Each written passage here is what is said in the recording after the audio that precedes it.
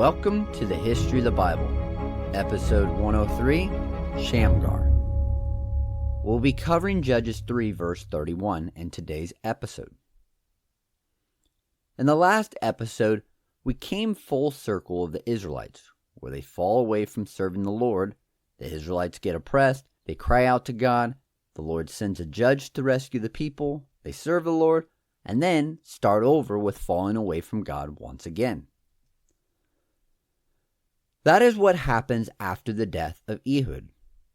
There lasted 80 years or 2 generations of peace, and then the people went right back to going after other gods. Now, it may sound like the Israelites were perfectly following the Lord during those years of peace. No.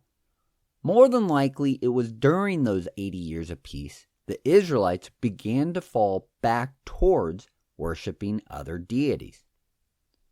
So after Ehud becomes judge, there is a short stint of a man named Shamgar in Judges 3 verse 31. It says, "After Ehud came Shamgar, son of Anath, who struck down 600 Philistines with an ox goad. He too saved Israel."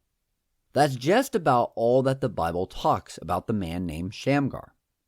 The only other thing mentioned about him is in Judges 5 verse 6, where it says, "In the days of Shamgar, the highways were abandoned. Travelers took to the winding paths." This simply means the roads during the time of Shamgar were not safe to travel on due to threats of being attacked along the highways. Instead, travelers and merchants were having to use back roads, if you will, along the hillside where footpaths were cut out. Scholars believe the man not to be an Israelite whatsoever, or at least only half Israelite.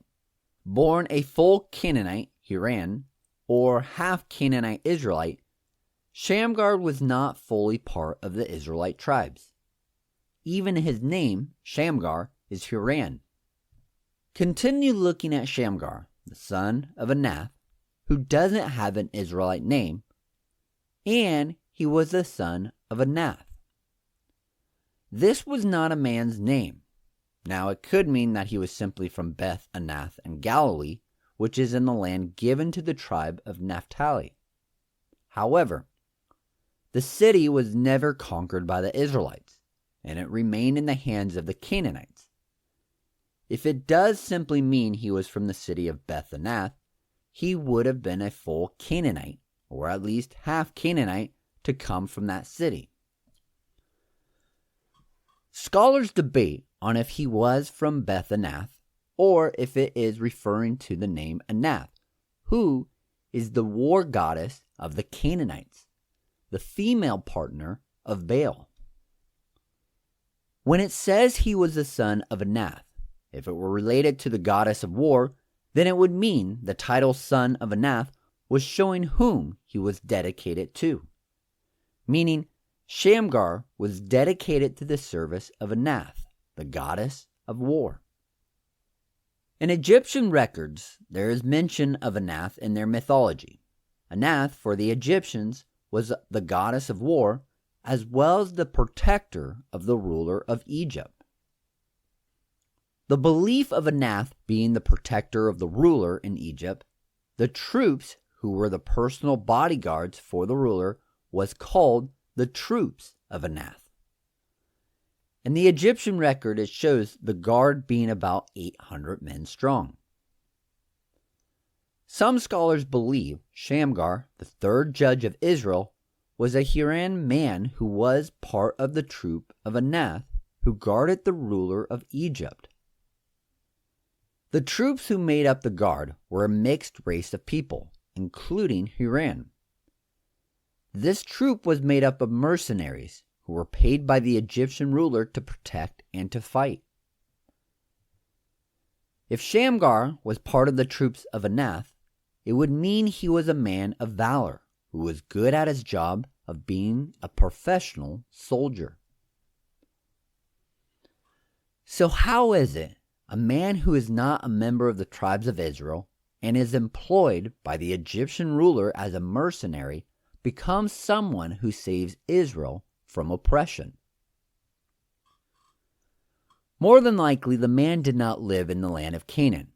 However, if we remember, mentioned in the past, when it comes to the land of Canaan and world history, the land was controlled by the Egyptians.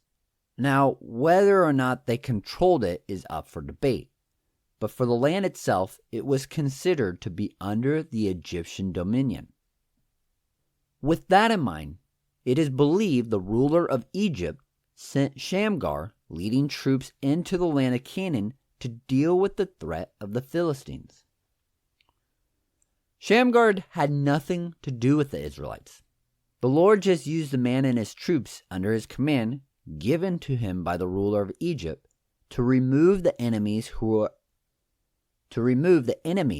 were oppressing the Israelites. Based on Judges 3 verse 31, the threat to the land controlled by the Egyptians was the Philistines. The Philistines were a new group of people in the land of Canaan. They were not there when Joshua entered the land of Canaan. Before going into who the people were, we will talk about the battle that Shamgar fought. It is believed the Philistines first came into the land of Canaan from the north, towards Lebanon. And based on Judges 5 verse 6, it talks about the hills being where the Israelites made their paths to avoid traveling the main highways. The hill country of Israel is the central and northern portion of the land. Therefore, it's believed Shamgar traveled from Egypt in the south through the land of Canaan into the north and attacked the oncoming Philistines. Now, in Judges 3 verse 31, there's one other thing. It says Shamgar struck down 600 Philistines using an ox goad. It's believed the man himself killed 600 Philistines, not including those who were killed by the troops he led. That or he and his troops did kill a total of 600 Philistines, which means they weren't fully oppressing the Israelites, but rather they were a bunch of bandits attacking those who traveled the main highways. As for the ox goad, it was a wooden pole, about 8 feet long, with a metal, often iron, spike or point on one end. On the other end of the pole, it too had metal, but not pointed. Often it was flat. The purpose of this tool was for spurring on oxen when they were working, pulling a plow or cart. The driver would poke the ox with the metal spike to give a little motivation to move forward. As for the non-spike side, it was used to push away dirt that would get stuck in the plow. It looked very similar to that of a spear. Nothing else is known of Shamgar and the battle he fought with the Philistines. However, because we have not done so, we're going to look at the Philistines and who they are. This people group are around for a very long time, bothering the Israelites. But it will also show why the Egyptians would send an army up from Egypt into the northern portion of the land of Canaan to fight these people. For many years, the origin of the Philistines was a mystery. Nothing could be set in stone. However, today there is a more definite idea of where the Philistines originated.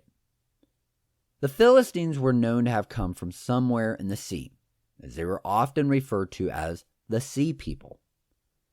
However, where they came specifically was unknown until now.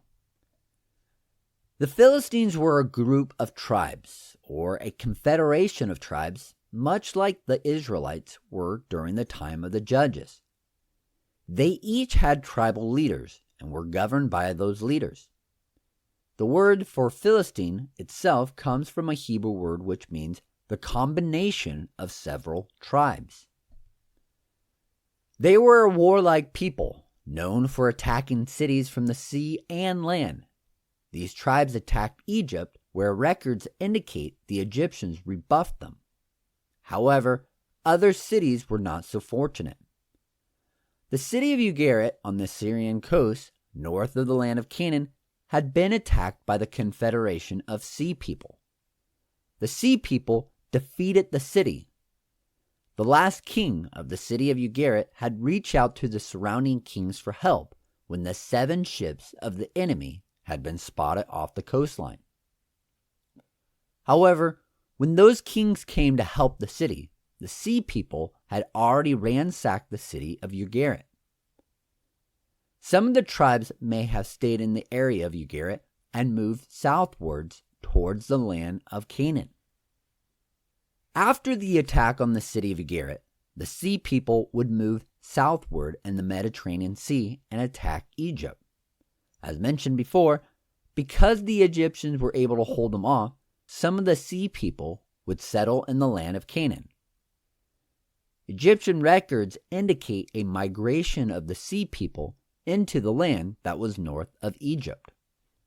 As for the Bible and what it says regarding the Philistines, throughout the Bible it refers to them as being from a place called Kaftor.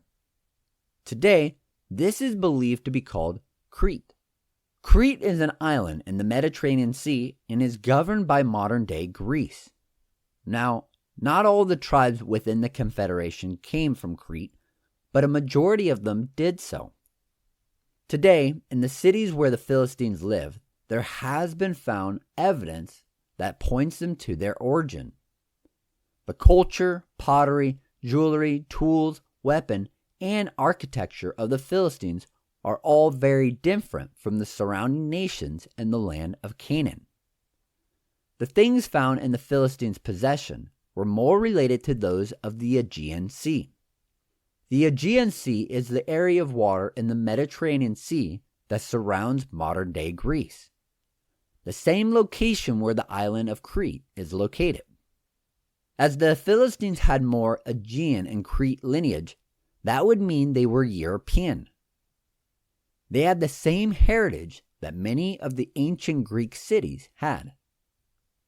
Not only do we know the Philistines were descendants of those living in Europe through their culture, but today DNA testing of the human remains in the cities has been done. The DNA shows the Philistines being the descendants of those from the Aegean Sea, mostly all from Crete. Therefore, seeing that they are from modern-day Greece, with the heritage of the ancient Greeks, often the Philistines saw themselves as being Greek. They even set themselves up in city-states that were eventually founded in southern Canaan. These cities would be Ashkelon, Ashdod, Ekron, Gath, and Gaza. As for the religion of the Philistines, it took on a look very similar to that of the Canaanites. However, there are some aspects of Greek religion. Although much of the Canaanite and Greek religion, as well as those of the Romans and the Egyptians, all have similarities. During the time of Shamgar, the Philistines were not yet a fully established society. They will eventually become one later on, but for now, they were a bunch of tribes invading the land in and around the land of Canaan. As for why the Egyptians would get involved in fighting the Philistines, who were oppressing the Israelites in the land of Canaan, the Egyptians were already fighting them. The land of Egypt had already been attacked by the ships carrying the Sea People. Therefore, it could be that Shamgar was being sent out by Egypt to fight against the people who they were already fighting. And because the land of Canaan was still technically under the rule of Egypt, they would have sent Shamgar to protect their interest in the area. The other side of what could have happened is that the Philistines were disrupting trade throughout the land of Canaan, and Shamgar was sent by Egypt to fix the issue. The trade route that connected the Egyptian empire to the empires in the region of Mesopotamia. If trade along that route was getting disrupted by bandits in the hill, it would have been in the best interest of Egypt to remove the issue so that the trade would continue. Just because Shamgar was not a member of one of the tribes of Israel, it does not mean that the Lord could not use other people in accomplishing what he wanted done. Though it seems Shamgar might have just been doing his job as a soldier for the Egyptians, it benefited the Israelites to have those who oppressed them removed. What this means is that Shamgar may never have been an actual judge of Israel, and that is why he is only briefly mentioned. He was just a military leader dealing with the issue of the Philistines, and as Judges 3 verse 31 says, he too saved Israel. This could explain why the Israelites had 80 years or 2 generations of peace rather than just 40 or 1 generation of peace. However, the peace would not last forever, and so it would issue in another cycle for the Israelites. Thus, another judge would come into the picture to bring the tribes of Israel back to the Lord. So join us next time in episode 104. Until next time, remember that you are loved, special, and worthwhile.